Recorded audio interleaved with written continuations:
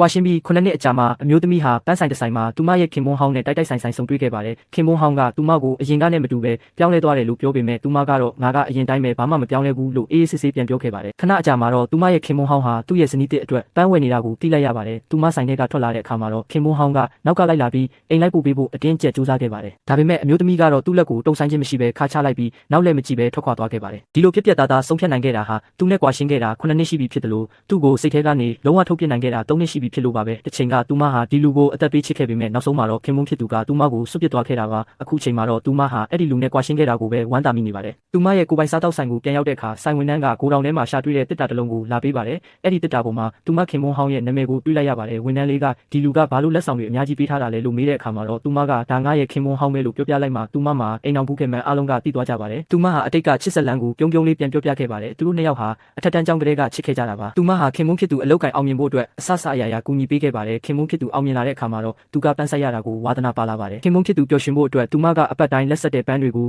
အိမ်ရောက်ပို့ဖို့စီစဉ်ပေးခဲ့ပါတယ်ဒါပေမဲ့အဲ့ဒီလိုစေတနာနဲ့စီစဉ်ပေးခဲ့တဲ့ပန်းပို့ခြင်းကပဲသူတို့အိမ်တော်ရေးပြိုကွဲဖို့အစပြုခဲ့ပါတယ်ခင်မုန်းဖြစ်သူဟာပန်းတွေအကြောင်းပြောရင်းနဲ့ပန်းပို့တဲ့မိန်းကလေးနဲ့ရင်းနှီးသွားခဲ့ပါတယ်စကားတွေအပြန်အလှန်ပြောရင်းကနေတန်ရောစင်တွေတိုးလာခဲ့ကြပါတယ်တနေ့မှာတော့ခင်မုန်းဖြစ်သူကအဲ့ဒီမိန်းကလေးကိုအိမ်ကိုခေါ်လာပြီးသူမမှာမိဘတွေမရှိတော့လို့တနာစရာကောင်းကြောင်းပြောပြခဲ့ပါတယ်စိတ်ထားကောင်းတဲ့ဇနီးဖြစ်သူဟာအဲ့ဒီမိန်းကလေးကိုညီမအရင်လိုသဘောထားပြီးအဝတ်စားအလှကုန်တွေဝယ်ပေးုံတင်မကပဲပိုကောင်းတဲ့အလုပ်တစ်ခုကိုပါရှာပေးခဲ့ပါတယ်ဒါပေမဲ့သူတို့ရဲ့မင်္ဂလာနှစ်ပတ်လည်နေ့မှာတော့အိမ်ကိုစောစောပြန်လာပြီးခင်မုန်းအတွက်ဟင်းချက်ပေးဖို့ပြင်ဆင်နေတော့မှခင်မုန်းဖြစ်သူကအဲ့ဒီမိန်းကလေးကိုဖတ်ထားတာကိုမြင်လိုက်ရပါတယ်ထိုမြင်ကွင်းကြောင့်သူမစိတ်ဓာတ်တွေအကုန်ပြိုလဲသွားခဲ့ပါတယ်သူမကညီမလေးလိုစောင့်ရှောက်ခဲ့ပေမဲ့မိန်းကလေးကတော့ကျေးဇူးကမ်းပြီးခင်မုန်းကိုမြူဆွဲခဲ့ပါတယ်သူမကခင်မုန်းဖြစ်သူကိုမေးခွန်းထုတ်တဲ့အခါမှာတော့ခင်မုန်းဖြစ်သူကဘာမှမဖြစ်တယ်လို့အေးဆက်ဆက်ပဲတုံ့ပြန်ခဲ့ပါတယ်ဒေါသထွက်လွန်းလို့ပန်းတွေကိုရိုက်ခွဲပစ်လိုက်တဲ့အခါမှာတော့ခင်မုန်းဖြစ်သူကသူမနဲ့အဲ့ဒီမိန်းကလေးကြားမှာမိန်းကလေးဘက်ကပဲပြက်ပြက်တသားရက်တည်ခဲ့ပါတယ်ပိုပြီးရက်ဆက်တာကတော့အဲ့ဒီမိန်းကလေးနဲ့အတူနေနိုင်ဖို့အတွက်ခင်မုန်းဖြစ်သူဟာသူမကိုစိတ်ယောဂရှိတယ်ဆိုပြီးစိတ်မတန်းအတူတွေလောက်ကစိတ်ချမ်းသာရေးဆေးရုံကိုကိုယ်တိုင်ပို့ဆောင်ခဲ့တာပဲဖြစ်ပါတယ်